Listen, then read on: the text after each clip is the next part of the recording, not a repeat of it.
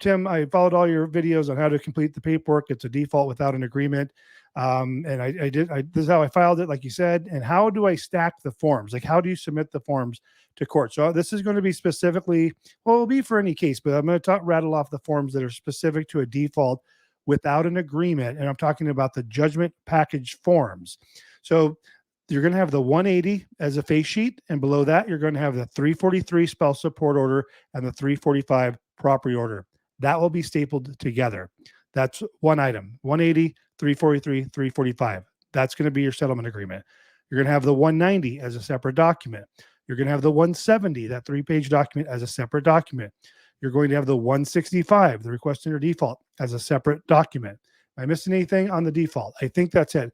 Just the judgment itself, the settlement agreement, is just those particular court forms for the settlement. In that case, it's going to be the 180, 343, 345. Every other document is a standalone document and will not be attached.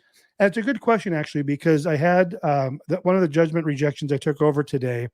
The court rejected it because, and I'll tell you, they rejected it for anything. They rejected it because they didn't list the appropriate or correct number of pages that followed the 180. If you look at the FL 180, you'll see on the bottom of page 2, it says how many pages are attached.